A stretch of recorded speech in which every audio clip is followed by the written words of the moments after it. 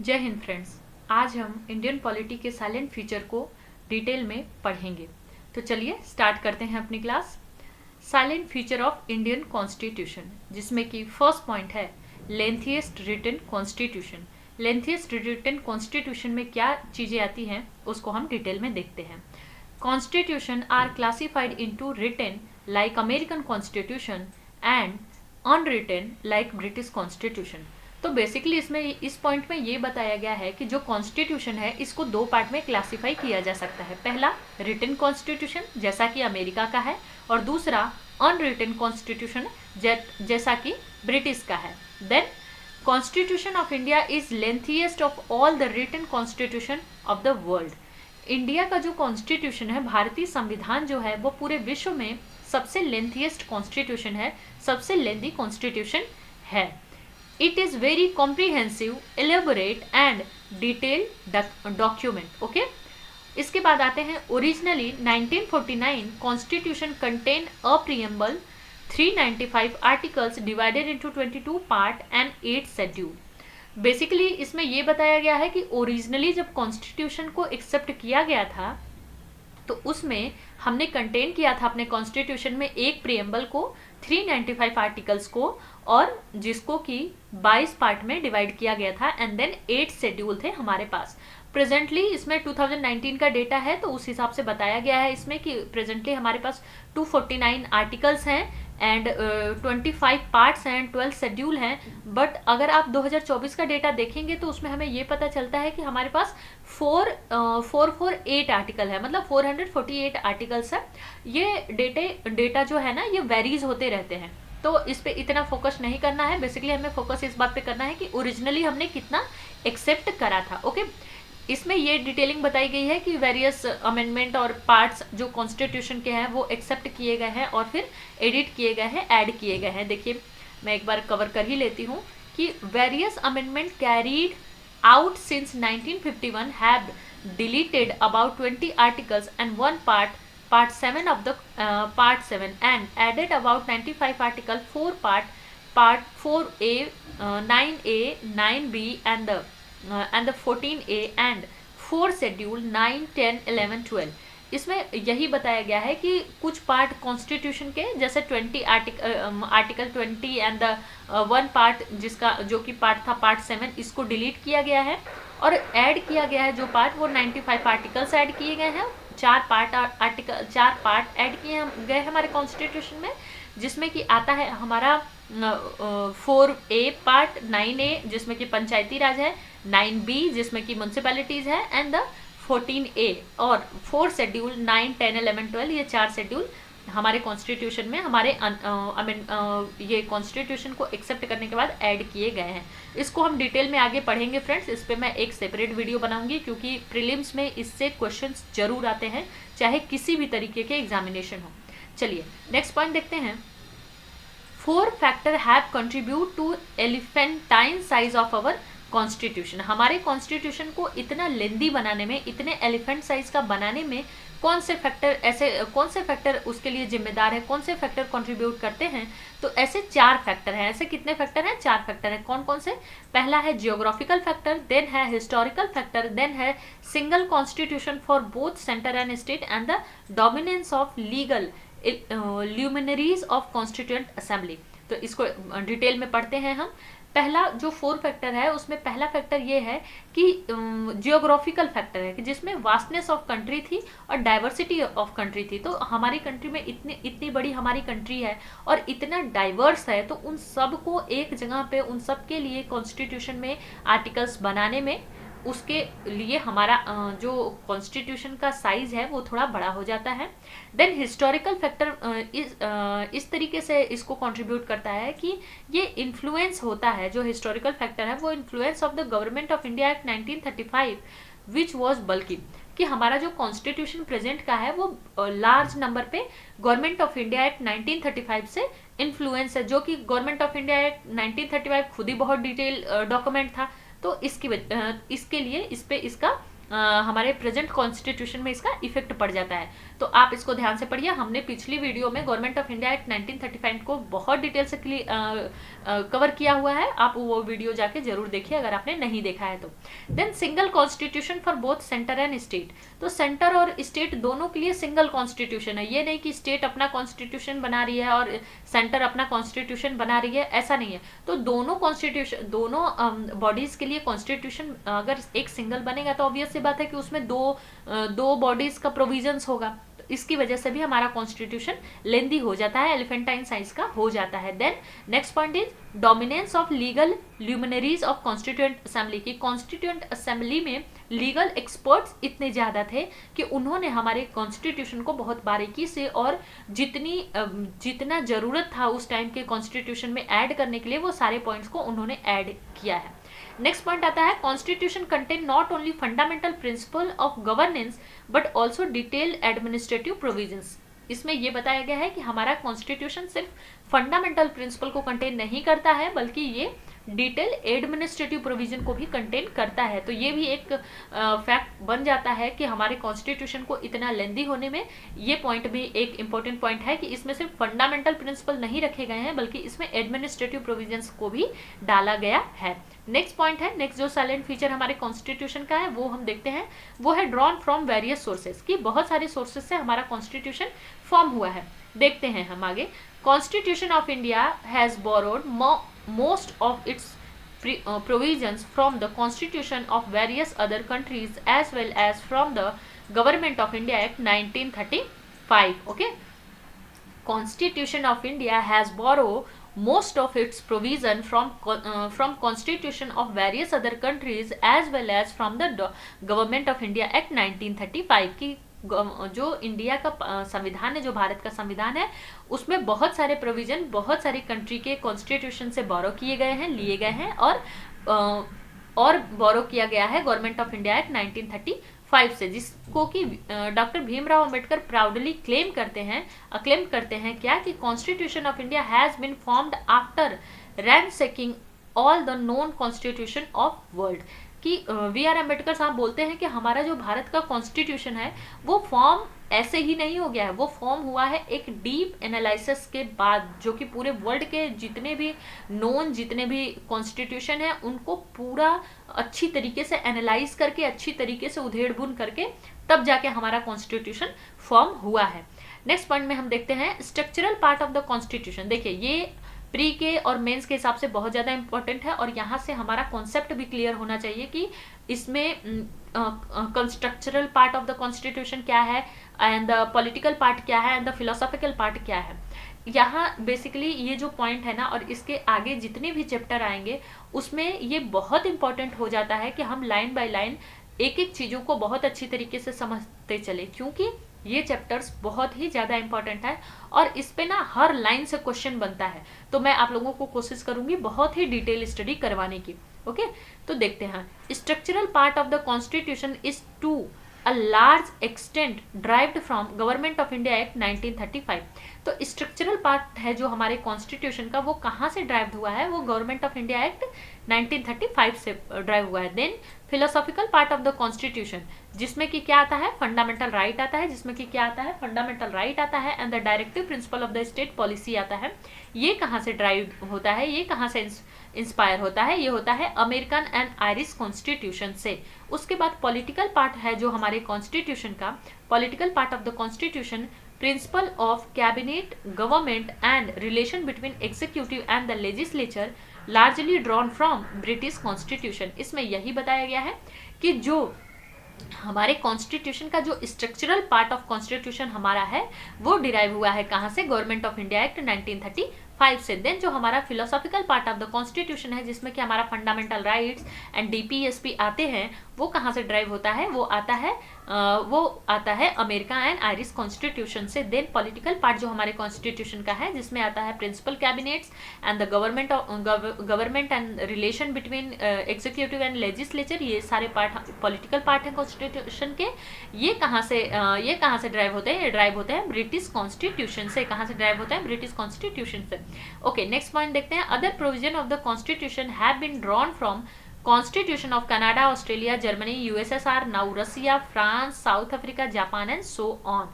Basically इसमें ये बताया गया है कि अदर प्रोविजन जो हमारे कॉन्स्टिट्यूशन के लिए गए हैं, वो ड्राइव किए गए हैं, वो उनको एक्सेप्ट किया गया है, उनको कैरी किया गया है कनाडा, ऑस्ट्रेलिया, जर्मनी, यूएसएसआर जो कि अब रसिया है, फ्रांस, साउथ अफ्रीका, जापान और बहुत सारी कंट्रीज है। चलिए नेक्स्ट पॉइंट देखते हैं। Most प्रोपाउंड influence and material source of the constitution is government of India act 1935। कि सबसे ज्यादा इन्फ्लुएंस हमारे कॉन्स्टिट्यूशन में किसका है? गवर्नमेंट ऑफ इंडिया एक्ट 1935 का है। अब देखते हैं कि गवर्नमेंट ऑफ इंडिया एक्ट से कौन कौन से प्रोविजंस लिए गए हैं, जिसमें कि हो गया हमारा federal schemes, judiciary, governor, emergency powers and the public service commission and most of the administrative detail are drawn from this act. This act which act? Government of India act 1935। Government of India act 1935। Okay. Third जो silent feature है हमारे constitution का, वो क्या है? Blend of rigidity and flexibility. Blend of rigidity and flexibility, बहुत ध्यान से समझने की जरूरत है इस चैप्टर को, इस पॉइंट को, कि ब्लेंड मतलब मिक्सचर है किस चीज का? रिजिडिटी का एंड फ्लेक्सिबिलिटी का। रिजिडिटी का एंड फ्लेक्सिबिलिटी का मिक्सचर है हमारा कॉन्स्टिट्यूशन। तो इसमें क्या आता है, इसका पॉइंट हम डिटेल में देखते हैं। Constitution are also classified into rigid and flexible. जो इंडियन कॉन्स्टिट्यूशन है वो क्लासीफाई किया जा सकता है रिजिड एंड फ्लेक्सिबल कॉन्स्टिट्यूशन में। अब देखते हैं कि what is the definition of rigid constitution. A rigid constitution is one that require a special procedure for its amendment. For example, American Constitution. एक रिजिड कॉन्स्टिट्यूशन जो होता है वो ऐसा कॉन्स्टिट्यूशन है जिसको अमेंड करने के लिए स्पेशल प्रोविजन की जरूरत पड़ती है, जैसा कि America. And a definition of flexible constitution. A flexible constitution can be amended in same manner as the ordinary law are made for example British Constitution. इसमें ये बताया गया है कि जो फ्लेक्सिबल कॉन्स्टिट्यूशन है उसको अमेंड करने में हमें वही तरीका लगता है जो एक ऑर्डिनरी बिल लाने में लगता है, और इस तरीके से कॉन्स्टिट्यूशन अमेंड होता है कहाँ पे? ब्रिटिश में। तो बेसिकली कॉन्स्टिट्यूशन, कोई भी कॉन्स्टिट्यूशन रिजिड है या फ्लेक्सिबल है या बोथ है, इसको आइडेंटिफाई कैसे किया जाता है? इसको आइडेंटिफाई किया जाता है उसके अमेंडमेंट के प्रोसेस से, उसके अमेंडमेंट के प्रोसेस से। जैसा कि इसमें बताया गया है कि रिजिड कॉन्स्टिट्यूशन है अमेरिका का। क्यों? क्योंकि उसमें जो अमेंडमेंट होता है उसके लिए स्पेशल प्रोसीजर लगता है।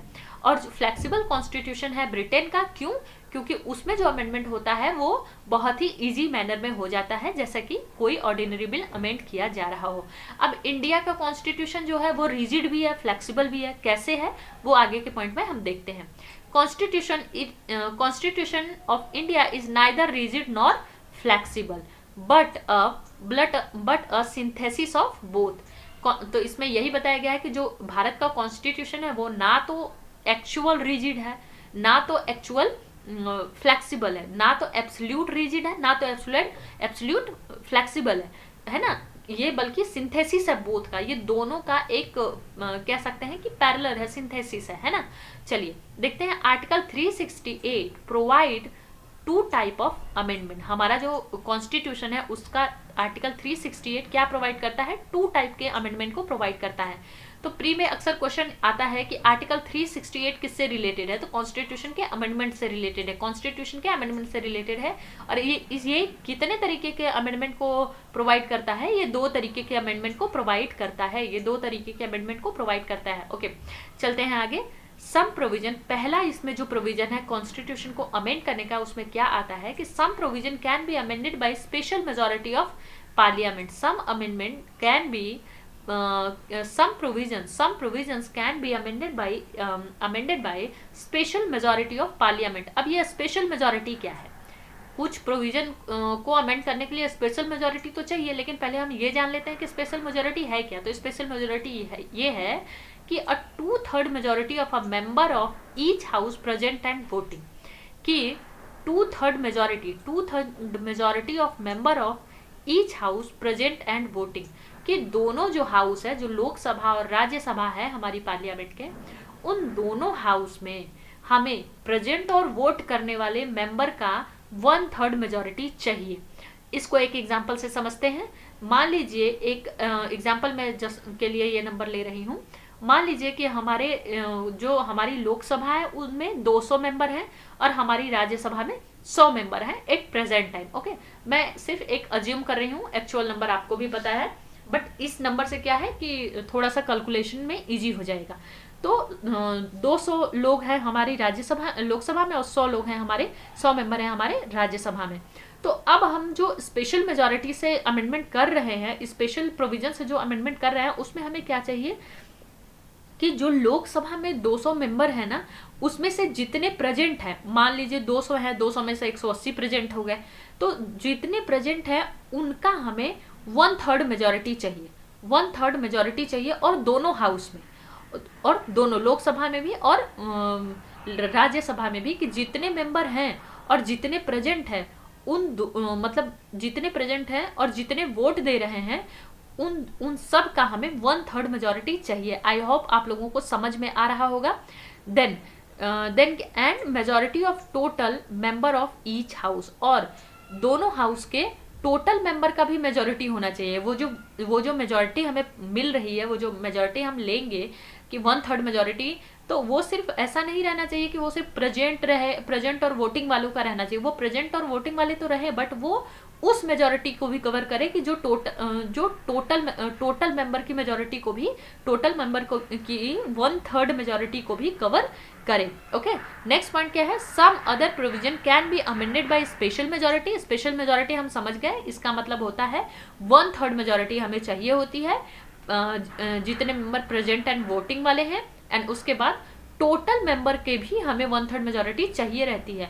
सेकंड प्रोविजन ये हो गया हमारा कि अदर जो प्रोविजन है वो कैसे अमेंड होता है? Special majority of parliament and with the ratification of half of the total states, है ना, कि उसमें half of the total state का के लोगों का भी रेटिफिकेशन चाहिए रहता है। Okay, at the same time some provision of the constitution can be amended by simple majority of parliament in the manner of ordinary legislative process. Okay, at the same time some provision of constitution can be amended by simple majority of parliament in a manner of ordinary legislative process, कि कुछ ऐसे भी cases हैं जिसमें कि constitution को amend करने के लिए हमें बहुत सिंपल मेजॉरिटी की जरूरत होती है, जैसे कि कोई ऑर्डिनरी लेजिस्लेटिव प्रोसेस होता है। इसमें क्या है, एक बात नोट करने की ये है कि these amendment do not come under the article 368। ये जो अमेंडमेंट है, ये अमेंडमेंट आर्टिकल 368 के अंडर में नहीं आते हैं। ये जो अमेंडमेंट है, ये जो सिंपल मेजॉरिटी से अमेंडमेंट होता है, ये अमेंडमेंट आर्टिकल 368 के अंदर नहीं आते हैं। आर्टिकल 368 किससे रिलेटेड है? आर्टिकल 368 रिलेटेड है अमेंडमेंट से। Okay, fourth feature of the constitution, federal system with unitary bias. Federal system with unitary बायस, ये जो चैप्टर है ना, ये जो पॉइंट है ना, इससे डायरेक्ट क्वेश्चन आते हैं, और कहाँ से क्वेश्चन डराइव होते हैं ये मैं आपको अभी बताती हूँ। Constitution of India establish a federal system of government. जो भारत का कॉन्स्टिट्यूशन है उसने क्या इस्टेब्लिश किया था, कि कौन सा काइंड ऑफ गवर्नमेंट इस्टेब्लिश किया था? फेडरल सिस्टम, गवर्नमेंट का फेडरल सिस्टम को इस्टेब्लिश किया था किसने? कॉन्स्टिट्यूशन ने। फेडरल सिस्टम क्या कंटेन करता है? It contain all the usual feature of federation. It contain all the usual feature of federation. तो प्री में डायरेक्ट क्वेश्चन आता है कि फेडरल सिस्टम ऑफ गवर्नमेंट का या फेडरल गवर्नमेंट का क्या क्या सिम्टम है या क्या क्या फीचर है। तो फेडरल गवर्नमेंट के फीचर क्या क्या होते हैं? 2 गवर्नमेंट होता है, डिवीजन ऑफ पावर होता है, रिटन कॉन्स्टिट्यूशन होता है, सुप्रीमेसी ऑफ कॉन्स्टिट्यूशन होता है, रिजिडिटी ऑफ कॉन्स्टिट्यूशन होता है, and the independent judiciary and bicameralism होता है। Okay, independent judiciary and bicameralism होता है। बेसिकली फेडरल जो सिस्टम है ना, उसमें उसका मेन बेस ये है कि जिसमें पावर को डिवाइड किया जाता हो। फेडरल का मतलब है कि यूनिटरी का मतलब है कि जो हमारी पावर है वो किसी एक हाथ में आ जाती है, लेकिन फेडरल का मतलब ये होता है कि पावर को डिवाइड किया जाता है। पावर एक हाथ में नहीं रहती है, पावर को सब लोगों में या मैक्सिमम नंबर ऑफ पीपुल्स में डिवाइड करके रखा जाता है, कि वो किसी एक की सत्ता नहीं होती है ना। तो ये फीचर होता है। फीचर क्या है? फेडरेशन का फीचर क्या है?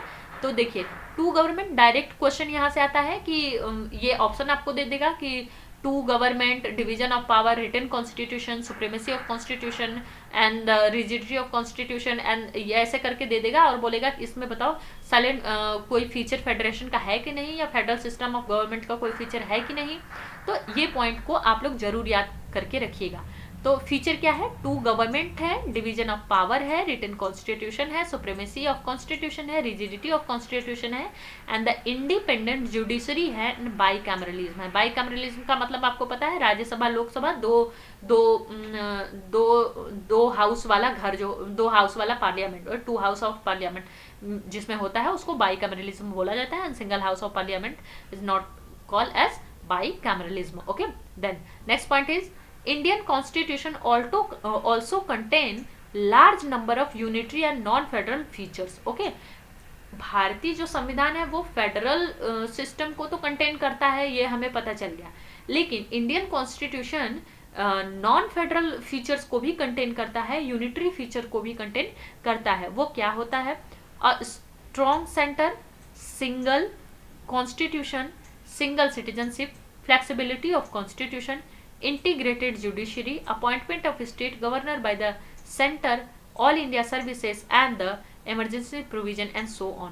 इसमें बेसिकली यही बताया गया है कि जो अब देखिए, अब क्वेश्चन यहाँ से आ सकता है कि यूनिटरी फीचर क्या है इंडियन कॉन्स्टिट्यूशन के, या नॉन फेडरल फीचर क्या है कॉन्स्टिट्यूशन के हमारे।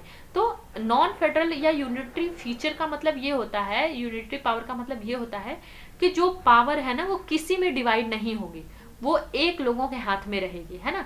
इसमें क्या हो गया, स्ट्रॉन्ग सेंटर, सेंटर को स्ट्रॉन्ग कर दिया कि कोई भी ऐसा अगर एक्सट्रीम सिचुएशन आता है तो सारी पावर किसके हाथ में चली जाएगी, सेंटर के हाथ में चली जाएगी। जैसे कि अब पिछले कोरोना आया था, हमने देखा था कि स्टेट बेशक ही अपना अपना काम कर रहे थे, लेकिन मेन कमांड किसके हाथ में थी, सेंटर के हाथ में थी। सारे गाइडलाइन, सारे ऐप, सब कुछ सेंटर ही निकाल रहा था, हर कुछ प्रोवाइड सेंटर ही करा रहा था।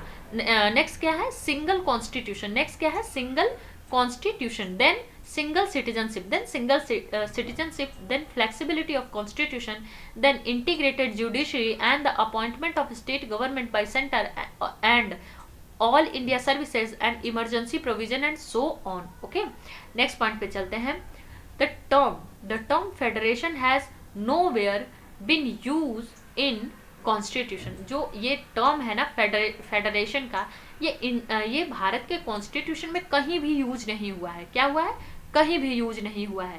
बट आर्टिकल 1 जो है हमारा, आर्टिकल 1 जो हमारा है वो डिस्क्राइब करता है इंडिया को, India as a union of state which impels two thing, है ना। जो हमारा आर्टिकल 1 है वो इंडिया को कैसे डिस्क्राइब करता है, वो इंडिया को डिस्क्राइब करता है यूनियन ऑफ स्टेट, वो इंडिया को डिस्क्राइब करता है यूनियन ऑफ स्टेट, जिसमें कि दो बातें होती हैं। पहला, Indian federation is not the result of agreement by the state. पहला तो ये है कि इंडिया के इंडियन फेडरेशन जो है वो स्टेट्स का एग्रीमेंट नहीं है, कि उसमें जितने स्टेट्स हैं वो किसी एग्रीमेंट के थ्रू नहीं जुड़े हुए हैं। इसमें जो स्टेट हैं, ये जो इंडियन फेडरेशन बना है वो किसी एग्रीमेंट का रिजल्ट नहीं है, है ना। ये इनका क्या है, ये इनका इंटीग्रल पार्ट है। उसके बाद ये स्टेट जो है वो इंडियन फेडरेशन के इंटीग्रल पार्ट है। The next point is no state has the right to secede from federation. किसी भी स्टेट के पास ये राइट नहीं है कि वो इस फेडरेशन से हट जाए या इस फेडरेशन से अलग हो जाए। अब ऐसा नहीं कि कोई एग्रीमेंट नहीं बना है, कि उत्तर प्रदेश ने एग्रीमेंट बना लिया सेंटर के साथ कि चलो भाई हम 50 साल तक तुम्हारे साथ रहेंगे, उसके बाद हम अपना अलग देश बना लेंगे। ये सिस्टम नहीं है यहाँ पे, है ना। या कोई भी स्टेट, जैसे तमिलनाडु हो गया या केरला हो गया, कर्नाटका हो गया, या अपना नॉर्थ ईस्ट हो गया, तो इसमें यही बताया गया है कि ये जो यूनियन ऑफ इंडिया है ना, ये जो यूनियन ऑफ स्टेट है, इसमें एक फेडरेशन शब्द का यूज किया गया है, और उसका मतलब ये बताया गया है कि जो हमारे स्टेट्स हैं वो इस फेडरेशन से अलग नहीं हो सकते हैं। जबकि अमेरिका में क्या है कि जो अमेरिका के जो जितना यूएसए है ना, वो बहुत सारे स्टेट का फेडरेशन है। फेडरेशन इन द सेंस कि वो एग्रीमेंट के थ्रू एक हुए हैं, एक एग्रीमेंट का रिजल्ट है, जबकि इंडिया में ऐसी कोई बात नहीं है। तो होप करती हूँ कि आप लोगों को ये टर्म समझ में आ गया होगा कि जो फेडरेशन है वो हमारे संविधान में कहीं भी यूज नहीं होता है एक्सेप्ट आर्टिकल 1 में। आर्टिकल 1 में भी वो डायरेक्ट यूज नहीं हुआ है, वो यूनियन ऑफ स्टेट को डिस्क्राइब करने के लिए यूज किया गया है, वो यूनियन ऑफ स्टेट को डिस्क्राइब करने के लिए यूज किया गया है। अगर ये क्वेश्चन आता है कि भारतीय संविधान में फेडरेशन शब्द का यूज हुआ है कि नहीं, तो आंसर होगा नहीं। लेकिन अगर डिटेल में स्टेटमेंट दिया हुआ है कि इंडियन फेडरेशन का यूज हुआ है कि नहीं, तो यूज हुआ है। ओके, देन नेक्स्ट पे चलते हैं। Hence Indian constitution has been variously described as federal in form but unitary in spirit। कि जो हमारा भारतीय कॉन्स्टिट्यूशन है ना, वो कैसे डिस्क्राइब किया जाता है कि ये फेडरल है, किस में, ये फेडरल है फॉर्म में, इसका फॉर्म क्या है, फेडरल है, बट स्पिरिट इसकी क्या है, यूनिटरी है। स्पिरिट इसकी क्या है, यूनिटरी है। फेडरल मतलब कि हमारा जो कॉन्स्टिट्यूशन है वो सबके लिए सारा प्रोविजन करता है, सबके लिए सारा प्रोविजन करता है, लेकिन हमारा जो मेन है वो एक ही संविधान है। उसकी स्पिरिट क्या है, उसकी स्पिरिट क्या है, यूनिटरी है। उसकी स्पिरिट क्या है, यूनिटरी है। वो एक ही संविधान सब पे इम्प्लीमेंट है, बेशक कि सब में पावर का डिवीजन किया गया है। देन नेक्स्ट पॉइंट पे चलते हैं। क्वासी फेडरल ये कौन बोला है अपने कॉन्स्टिट्यूशन को, इंडियन कॉन्स्टिट्यूशन को क्वासी फेडरल कौन बोला है, केसी वेयर ने, केसी वेयर ने। देन बार्गेनिंग फेडरलिज्म किसने बोला है, बाय बार्गेनिंग फेडरलिज्म बोला गया है मॉरिस जॉन्स के द्वारा। एंड द कोऑपरेटिव फेडरलिज्म बोला गया है ग्रैनविल ऑस्टिन के द्वारा, ग्रैनविल ऑस्टिन के द्वारा। And the federation with the centralising tendency by the Ivor Jennings के द्वारा, बाय द आइवर जेगिंस के द्वारा। ये स्टेटमेंट है ना, ये कुछ स्टेटमेंट आप लोग याद रखिएगा, बहुत सारे प्री के एग्जामिनेशन में डायरेक्ट क्वेश्चन यहाँ से बनते हैं, और नहीं तो ये क्वेश्चन, ये जो पॉइंट हमें याद रहता है ना, तो ये हमारे मेंस के आंसर को इनहेंस करने में बहुत मदद करते हैं। तो इसकी वजह से ये पॉइंट हमारे लिए इंपॉर्टेंट हो जाते हैं। नेक्स्ट पॉइंट हम चलते हैं, parliamentary form of government. Parliamentary form of government अब देखते हैं इसमें क्या है।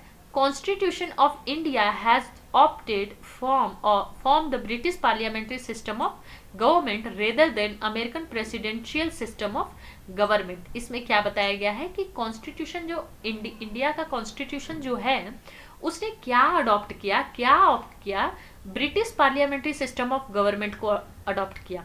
किस गवर्नमेंट को, किस सिस्टम ऑफ गवर्नमेंट को अडॉप्ट किया, British parliamentary system of government को अडॉप्ट किया rather than American presidential system of government को। British parliamentary system of government क्या है and the American presidential system of government क्या है, इसको हम आगे देखेंगे। Parliamentary system is based on, देखिए parliamentary system is based on principal of cooperation and coordinates between the legislative and executive organ, while the presidential system is based on doctrine of separation of power between two organ। okay? तो जो हमारा parliamentary system है ना, जो हमारा parliamentary system है वो किस चीज पे बेस्ड होता है, वो बेस्ड होता है principle of cooperation and coordinance. वो किस चीज पे बेस्ड होता है, principle of cooperation and coordinance. किसके बीच, between legislative and executive organ के बीच कोऑपरेशन एंड कोऑर्डिनेंस से पार्लियामेंट्री सिस्टम ऑफ गवर्नमेंट चलती है। But presidential system of government क्या होती है, प्रेसिडेंशियल सिस्टम ऑफ गवर्नमेंट में जो बेस डॉक्ट्रिन होता है वो ये होता है कि उसमें पावर का सेपरेशन होता है दो ऑर्गन के बीच में, जो लेजिस्लेटिव एंड एग्जीक्यूटिव होती है। नेक्स्ट पॉइंट पे चलते हैं। Parliamentary system is also known as the Westminster model of the government. जो पार्लियामेंट्री सिस्टम है गवर्नमेंट का, उसको ऑल्सो किस नाम से जाना जाता है, वेस्टमिनिस्टर मॉडल ऑफ गवर्नमेंट। ऐसे बहुत सारे पार्लियामेंट्री सिस्टम के नाम दिए गए हैं, तो ये नाम हमारे लिए इंपॉर्टेंट हो जाते हैं, क्योंकि प्री में अक्सर एग्जामिनेशन में ये ऐसा पूछ लिया जाता है कि पार्लियामेंट्री सिस्टम ऑफ गवर्नमेंट को या पार्लियामेंट्री गवर्नमेंट को और किस नाम से जाना जाता है। तो आप लोग ये नाम को जरूर याद करके रखिएगा, Westminster model of government. Okay, responsible government भी बोला जाता है, देन कैबिनेट गवर्नमेंट भी बोला जाता है ना। Constitution establish the parliamentary system not only the centre but also the state. जो हमारा कॉन्स्टिट्यूशन है वो इस्टेब्लिश करता है पार्लियामेंट्री सिस्टम को सिर्फ सेंटर में नहीं बल्कि स्टेट में भी। अब यहाँ पे बहुत इंटरेस्टिंग पॉइंट आ गया है कि feature of parliamentary government in India क्या है, कि इंडिया में जो पार्लियामेंट्री गवर्नमेंट है उसका फीचर क्या है, और वो एज इट इज अगर ब्रिटेन के गवर्नमेंट से लिया गया है, अगर ब्रिटेन के पार्लियामेंट्री सिस्टम ऑफ गवर्नमेंट से लिया गया है, तो क्या एज इट इज उतार दिया गया है, या उसमें कुछ चेंजेस किए गए हैं, या उसमें कुछ और चीजें ऐड की गई हैं, या कुछ चीजें डिलीट की गई हैं, उसको हम डिटेल में देखते हैं। पहले तो हम फीचर देख लेते हैं। तो फीचर में पहला ये है कि presence of nominal and real executive. तो जो पार्लियामेंट्री सिस्टम ऑफ गवर्नमेंट होता है ना, उसमें कौन प्रेजेंस होता है, उसमें nominal and real executive, nominal and real दोनों एग्जीक्यूटिव प्रेजेंट होते हैं। जैसे कि हमारे जो भारत में है, हमारे भारत में राष्ट्रपति है वो नॉमिनल एग्जीक्यूटिव है, एंड जो हमारा ये है, जो हमारा प्राइम मिनिस्टर है वो हमारे रियल एग्जीक्यूटिव है। कि राष्ट्रपति के नाम से सारे एग्रीमेंट होंगे, लेकिन मेन फेस कौन है हमारे गवर्नमेंट का, वो होते हैं प्रधानमंत्री। Then majority party rule. Majority party rule है, हमें पता है जिस पार्टी को सबसे ज्यादा वोट मिलेंगे वही रूल करेगा। जो पार्टी सबसे ज्यादा जगहों पे जीतेगी एक कलेक्शन में, वही रूल करती है। Then collective responsibility of the executive to the legislature. कि कलेक्टिव रिस्पॉन्सिबिलिटी है किसकी, एग्जीक्यूटिव की, कहाँ पे, लेजिस्लेचर में। Then membership of minister in the legislature. Membership of minister in the legislature, legislature में मिनिस्टर की मेंबरशिप होनी चाहिए। Then leadership of prime minister और द चीफ मिनिस्टर। इसमें लीडरशिप किसकी होती है, प्राइम मिनिस्टर की होती है सेंटर में, एंड द चीफ मिनिस्टर की होती है स्टेट में। इसमें राष्ट्रपति और राज्यपाल की कोई भी लीडरशिप नहीं होती है, बल्कि ये जो राज्यपाल होते हैं वो सेंटर के द्वारा अपॉइंट किए जाते हैं स्टेट में, अपना क्या लॉ एंड ऑर्डर को मेंटेन करने के लिए, और ये देखने के लिए कि हमारा संविधान के सारे प्रोविजन सुचारू रूप से स्टेट में चल रहे हैं कि नहीं। ओके, नेक्स्ट पॉइंट पे चलते हैं। Dissolution of lower house, Lok Sabha and assembly. Okay, तो एक ये भी फीचर है पार्लियामेंट्री सिस्टम ऑफ गवर्नमेंट का कि इसमें डिसॉल्व हो जाता है लोअर हाउस। लोअर हाउस को डिसॉल्व किया जा सकता है पार्लियामेंट्री सिस्टम ऑफ गवर्नमेंट में, जिसमें कि लोअर हाउस में कौन कौन आते हैं, सेंटर में आता है अपना लोकसभा, एंड द स्टेट में आता है अपना स्टेट असेंबली। देन चलते हैं Even though Indian parliamentary system is largely based on British pattern, there are some fundamental difference between two.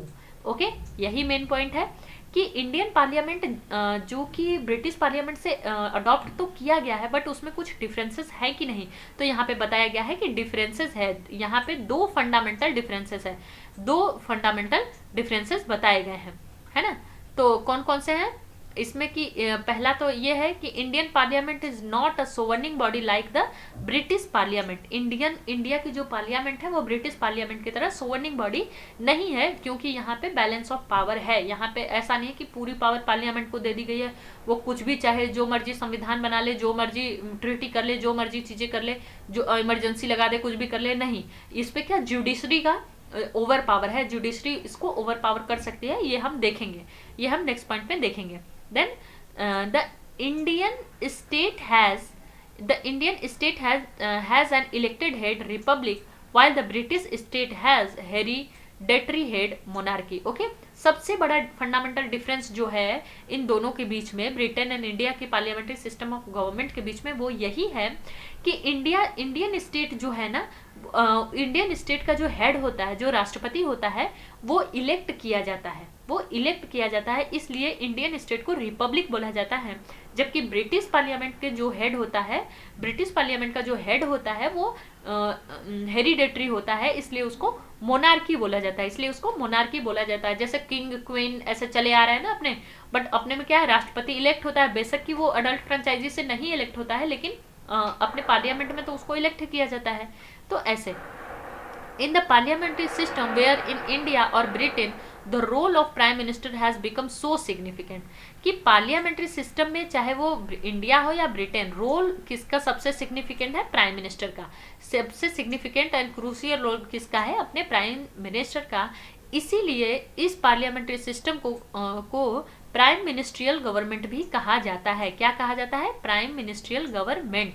Next point देखते हैं, synthesis of parliamentary sovereignty and the judicial supremacy, कि parliamentary sovereignty और judicial supremacy में क्या synthesis है, क्या उसमें check and balance है ना। तो देखते हैं, doctrine of sovereignty of parliament is associated with British parliament, while principle of judicial supremacy with that of American Supreme Court, कि doctrine of sovereignty of parliament, Bharat की डॉक्ट्रिन जो है पार्लियामेंट के सोवर्निटी की डॉक्ट्रिन कहाँ से एसोसिएट की गई है, ब्रिटिश पार्लियामेंट से एसोसिएट की गई है। जबकि जो प्रिंसिपल है अपना, जो जुडिशियल सुप्रीमेसी का प्रिंसिपल है, वो कहाँ से अडॉप्ट किया गया है, वो कहाँ से एसोसिएट है, वो अमेरिकन सुप्रीम कोर्ट से एसोसिएट किया गया है।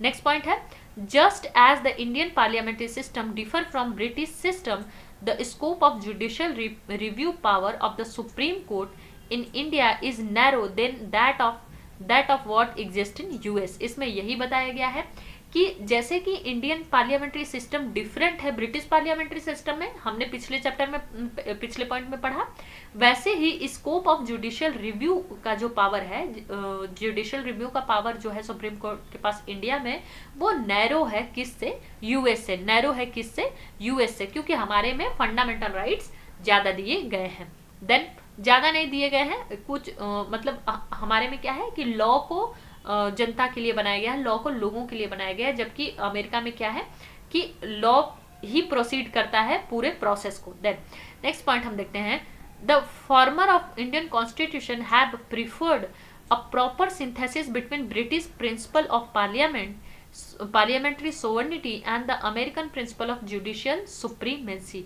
हमारे जो कॉन्स्टिट्यूशन के फार्मर थे ना, उन्होंने क्या प्रीफर किया कि एक सिंथेसिस रहना चाहिए किनके बीच, British principle of parliamentary sovereignty and the American principle of judiciary supremacy की।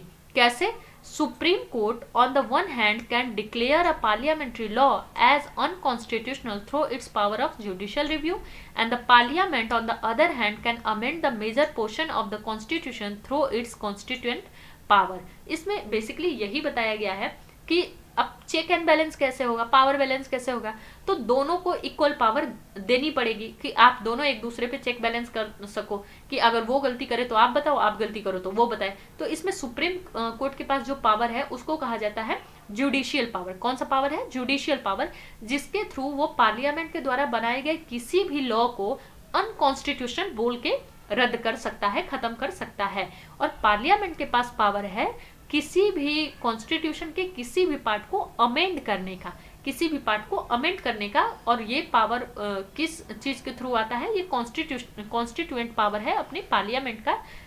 अभी क्वेश्चन ये आएगा कि पार्लियामेंट अपने किस पावर का यूज करके कॉन्स्टिट्यूशन के किसी भी पार्ट को अमेंड करती है, तो वो होगा हमारा कॉन्स्टिट्यूएंट पावर। कौन सा पावर होगा, कॉन्स्टिट्यूएंट पावर। और अगर क्वेश्चन ये आता है कि सुप्रीम कोर्ट अपने किस पावर के साथ किसी भी पार्लियामेंट्री लॉ को अनकॉन्स्टिट्यूशनल डिक्लेयर करता है, तो वो होता है जुडिशियल रिव्यू का पावर। वो कौन होता है, जुडिशियल रिव्यू का पावर होता है।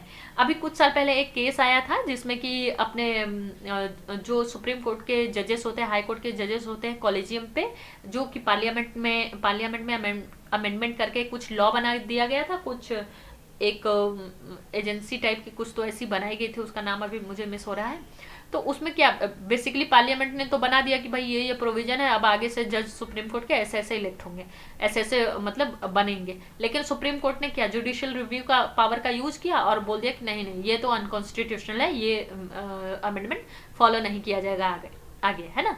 तो ये हो गया, ऐसे ये लोग एक दूसरे पे चेक एंड बैलेंस करते हैं। नेक्स्ट पॉइंट क्या है, integrated and independent judiciary. Integrated and independent judiciary, Indian Constitution establish a judicial system that is integrated as well as independent। इसमें यही बताया गया है कि हमारा जो जुडिशरी है ना, उसको इंडिपेंडेंट रहने का अधिकार हमारा कॉन्स्टिट्यूशन ही देता है। कोई नेता नहीं देता है, कोई लेजिस्लेचर नहीं देता है, कोई नहीं देता है, हमारा सीधा सीधा कॉन्स्टिट्यूशन ही ये बोलता है कि भाई भारत का जो जुडिशियल सिस्टम है वो एक इंडिपेंडेंट बॉडी रहेगा, और उसके लिए इसने बहुत सारे प्रोविजन भी किए हुए हैं। चलिए देखते हैं। Supreme court stand at the top of the integrated judicial system of the country. Below it there are high court at the state level. Under the high court there are hierarchy of subordinate court, that is district court and other lower courts. Common सी बात बताई गई है, basic सी बात है कि सबसे पहले सबसे टॉप पे हमारा सुप्रीम कोर्ट है, उसके नीचे आता है हमारा हाई कोर्ट जो कि बहुत सारे जो कि स्टेट्स में होता है, और हाई कोर्ट के नीचे आता है हमारा सबऑर्डिनेट कोर्ट जिसमें कि district court and other court होते हैं। है ना। Next point, this single system of court enforce both central law as well as state law, unlike in USA where the federal law are enforced by federal judiciary and the state law are enforced by state judiciary. Okay, यहाँ पे ये बताया गया है कि this single system of court, ये जो हमारी सिंगल सिस्टम ऑफ कोर्ट है कि एक सुप्रीम कोर्ट होगी, सुप्रीम कोर्ट के अंडर में हाई कोर्ट जाएगा, फिर उसके अंडर में सबऑर्डिनेट कोर्ट आएगा, है ना। तो ये जो सिंगल सिस्टम ऑफ बॉडी है ना हमारे जुडिशरी की, ये यही इन्फोर्स करती है लॉ को सेंटर और स्टेट सब जगह पे। ऐसा नहीं है कि स्टेट में कुछ अलग लॉ चल रहा है, सेंटर में कुछ अलग लॉ चल रहा है, नहीं। इसीलिए ये प्रोसेस होता है ना कि अगर आप हाई कोर्ट के फैसले से नहीं आप सेटिस्फाइड हैं तो आप सुप्रीम कोर्ट में जा सकते हैं, नहीं तो अगर अलग अलग रहे तो हाई कोर्ट का फैसला ही सब कुछ है, आप सुप्रीम कोर्ट में जाएंगे नहीं, सुप्रीम कोर्ट सिर्फ सेंट्रल फैसला सुनेगा। लेकिन ऐसा नहीं है, हर कोई सुप्रीम कोर्ट जा सकता है और कई कई मामलों में तो डायरेक्ट सुप्रीम कोर्ट जा सकता है। तो ये प्रोविजन है, जबकि अमेरिका में ऐसा नहीं है। अमेरिका में क्या है कि अमेरिका में फेडरल लॉ को इन्फोर्स करता है federal judiciary and state law को इन्फोर्स करता है state judiciary. Okay, then other point is supreme court is the federal court and the highest court of the appeal, है ना। हमारे जो इंडिया की सुप्रीम कोर्ट है ये फेडरल कोर्ट है and the highest court of appeal है and guarantor of fundamental right of citizen भी इसको कहा जाता है। और उसके बाद गार्जियन ऑफ कॉन्स्टिट्यूशन भी कहा जाता है किसको, हमारे सुप्रीम कोर्ट को। प्री का क्वेश्चन है, guarantor of fundamental right of citizen, guarantor of fundamental right का कौन है, अपना सुप्रीम कोर्ट है। And the guardian of constitution, guardian of constitution कौन है, अपना सुप्रीम कोर्ट है। ओके, तो इसमें आगे ये बात कही गई है कि constitution has made various provision to ensure its independence, security of tenure of the judges, fix service condition for the judges, all the expense of Supreme Court charge on the Consolidated Fund of India, and prohibition on discussion on the conduct of judge in the legislature, ban the practice after retirement, power to punish for its contempt vested in the Supreme Court, and separation of judiciary from executive and so on. तो इस जो हमारे constitution ने जो ये नियम बनाया कि भाई ये जो रहेगा हमारा जुडिशरी सिस्टम वो इंडिपेंडेंट रहेगा, तो कॉन्स्टिट्यूशन में उसके लिए कुछ प्रोविजन भी दे दिए गए। प्रोविजन में क्या दिया गया कि ये जो अपनी जुडिशरी है उसकी इंडिपेंडेंस को सिक्योरिटी देने के लिए जो प्रोविजन दिया गया उसमें क्या है कि जज का टेन्योर है कि जज एक फिक्स टाइम से पहले आप उसको नहीं हटा सकते हैं। देन फिक्स सर्विस कंडीशन है जज की, ऐसा नहीं कि कुछ भी नियम बना के कुछ भी कहीं भी कर देता है, वो नहीं है कि कॉन्स्टिट्यूशन में जो नियम फिक्स है उसी हिसाब से जज का सर्विस रहेगा। Then all expenses of Supreme Court charge on the Consolidated Fund of India, then prohibition of discussion on the conduct of judge in the legislature। ऐसा नहीं है कि आपको जज की कोई बात पसंद नहीं आई और आप किसी एक अच्छे पद पे हैं मतलब लेजिस्लेचर में, तो आप आ गए अपने क्या कैबिनेट में अपने बोलने लगे, अपने पार्लियामेंट में बोलने लगे कि हाँ भाई ये जज पे बहस चलने लगी कि ये जज अच्छा नहीं है, ये क्या अपना कंडक्ट करता है, ये सही नहीं बोल रहा है, ऐसी भाषा का यूज करता है। तो इससे प्रोहिबिट किया गया है कि जज के कंडक्ट को आप डिस्कशन नहीं कर सकते हैं, इस डिस्कशन नहीं कर सकते हैं किसी भी लेजिस्लेचर में। Then ban on practice after retirement, जो जज है ना वो रिटायरमेंट के बाद कोई प्रैक्टिस नहीं कर सकता है बशर्ते कि उसको एक लीगल वे में बुलाया ना जाए, ऑथराइज वे में बुलाया ना जाए ऐसा एक्ट करने के लिए। अब ये नहीं कि जज है रिटायर हो गए तो फिर कहीं और वकील बन गए, कुछ बन गए, तो वो आप नहीं कर सकते हैं। Then power to punish for its contempt vested in the supreme court. तो आप लोगों को पता है कि सुप्रीम कोर्ट की अगर कोई भी ऑर्डर है और अगर आप नहीं मान रहे हैं तो सुप्रीम कोर्ट उस पर आपको कंटेम्प्ट भी कर सकता है कि भाई हमारा ऑर्डर क्यों नहीं। और सुप्रीम कोर्ट की ये पावर ना बहुत ही पावरफुल पावर होती है ये, कि ये कंटेम्प्ट ऑफ कोर्ट तो वो किसी पे भी लगा सकता है, किसी पे भी लगा सकता है। अभी जो फिलहाल में केस चल रहा है अपना ये अपना ये जो अपनी इलेक्शन की पार्टियां, इलेक्शन बॉन्ड का, उसमें क्या आरबीआई के जो गवर्नर है उनको सुप्रीम कोर्ट ने बोल दिया कि भाई आप जो जितने डॉक्यूमेंट है बॉन्ड के वो सारे लाके पेश करिए। अगर वो नहीं लाते, हालांकि वो लोग लाएंगे क्योंकि वो भी एक रिस्पेक्टेड पोस्ट है, अगर वो लोग नहीं लाते ना, या वो लोग कुछ ऐसा करते कि नहीं अभी हम नहीं कर पा रहे हैं, या हम आप मतलब कोर्ट जो भी ऑर्डर दे रहा है अगर आप उसको नहीं मान रहे हैं, तो वो अपना कोर्ट ऑफ कंटेम्प्ट किसी भी पोस्ट तक के किसी भी हायर से हायर लेवल पे लगा सकता है। इतना पावर हमारा कॉन्स्टिट्यूशन हमारे जुडिशरी को देता है। And the separation of judiciary from the executive, executive से जुडिशरी को सेपरेट करता है। और ऐसे बहुत सारे प्रोविजन है जो कि हम सुप्रीम कोर्ट वाले चैप्टर में पढ़ेंगे डिटेल में। नेक्स्ट जो साइलेंट फीचर है हमारे कॉन्स्टिट्यूशन का वो क्या है, वो है फंडामेंटल राइट्स, कि हमें कुछ फंडामेंटल राइट मिले हुए हैं जो कि हमारे कॉन्स्टिट्यूशन का फीचर है ना, साइलेंट फीचर है। ये जितने भी साइलेंट फीचर मैं बता रही हूँ और अपने लक्ष्मीकांत के बुक में लिखा भी हुआ है, इसको ना एकदम याद कर लेना और शॉर्ट नोट्स बना लेना, लिख लेना कि ये सारी चीजें, ये सारी बेसिक चीजें यही है ना कि अगर आप एक बार इसका ओवरव्यू यहाँ से ले लेते हो ना, फिर सारे चैप्टर में आप लोगों को पढ़ने में बहुत इजी रहेगा। क्योंकि देखो घुमा फिरा के बातें यही आएंगी, बातें होंगी जज की, प्रेसिडेंट की, प्राइम मिनिस्टर की, चीफ मिनिस्टर की, अमेंडमेंट की, फंडामेंटल राइट की, फंडामेंटल ड्यूटी की, डीपीएसपी की, इलेक्शन कमीशन की, यूपीएससी कमीशन की, पंचायती राज की। तो घुमा फिरा के बातें वही आनी है, बस उनका सेपरेट है। कुछ यहाँ पे ऐसा सेपरेशन तो किया गया, बट ये जो है ना, ये बहुत ज्यादा इंटरलिंक है इनके सारे फैक्ट्स। तो आप फंडामेंटल राइट पढ़ेंगे, आप डीपीएसपी पढ़ेंगे, तो फिर उसमें आपको और सारे प्रोविजन पता चलेंगे। फिर आप जब पार्लियामेंट पढ़ेंगे तो आपको स्टेट लेजिस्लेचर के बारे में पता चलेगा।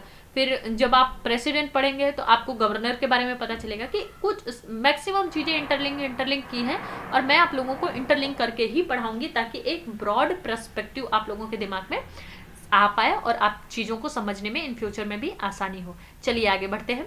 Part 3 of the Indian constitution guaranteed 6 fundamental right to all the citizen, सभी सिटीजन को ये मिलता है। ओके, पहला जिसमें की है right of equality article 14 to 18, and the right to freedom article 19 to 22, article right against exploitation article 23 to 34, right to freedom of religion article 25 to 28, cultural and educational right article 29 to 30, and the right to constitutional remedy article 32।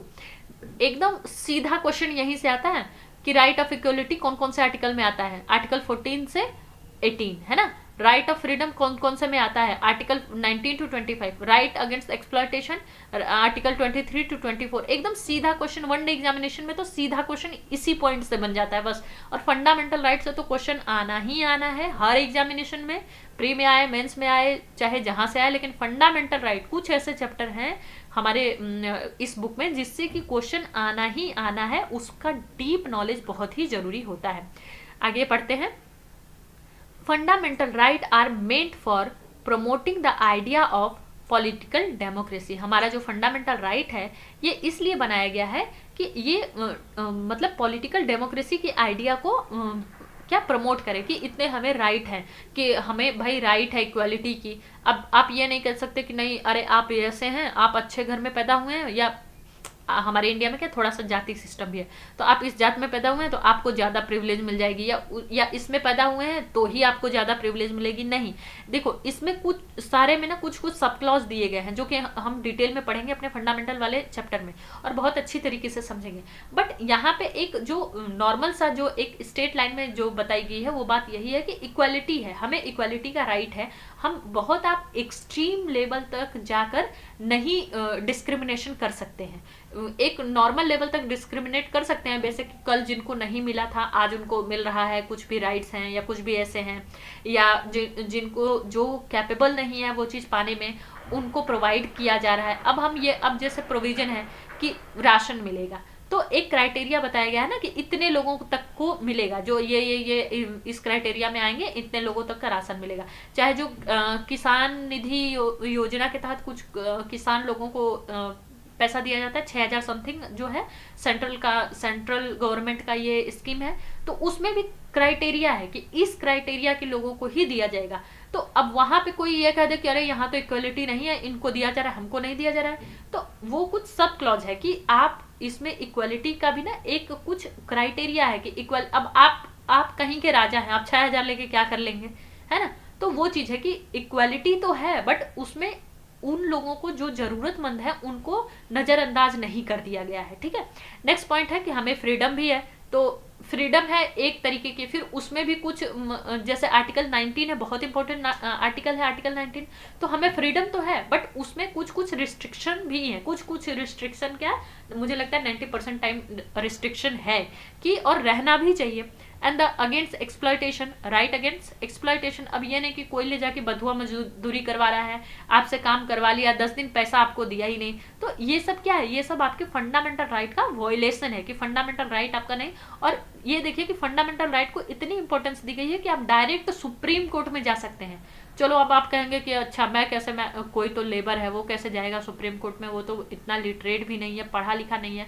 तो इसीलिए ना मतलब appeal की, और जो कह सकते हैं ना कि PIL वगैरह का कॉन्सेप्ट लाया गया था, उसको हम आगे चैप्टर में करेंगे क्लियर। ओके, नेक्स्ट चलते हैं। दे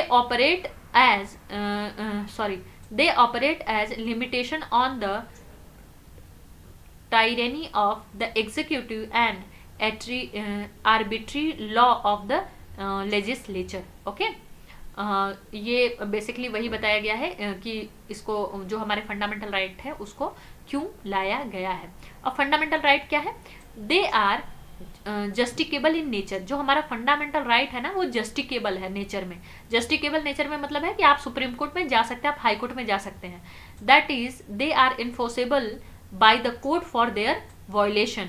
ये इन्फोर्स, अगर आपके फंडामेंटल राइट का, जितने भी फंडामेंटल राइट आपको दिए गए हैं, अगर इसमें से किसी का भी वॉयलेशन हो रहा है तो ये कोर्ट के थ्रू इन्फोर्स करवाया जा सकता है, इन्फोर्स करवाया जाएगा, जा सकता नहीं है, करवाया जाता ही है।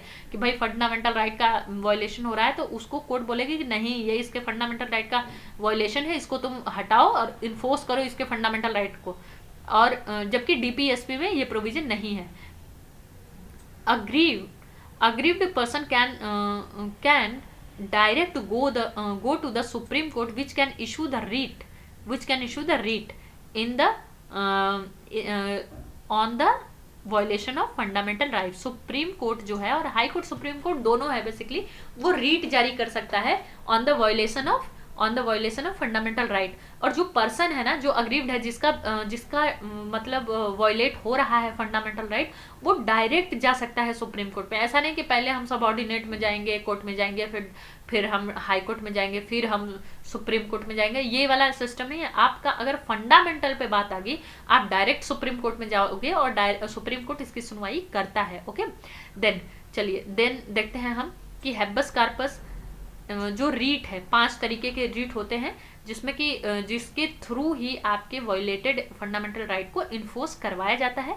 जिसमें फर्स्ट है हैबस कार्पस। इसका डिटेल हम पढ़ेंगे सुप्रीम कोर्ट वाले चैप्टर में, या तो हाई कोर्ट वाले चैप्टर में पढ़ लेंगे। Okay, habeas corpus, mandamus, prohibition,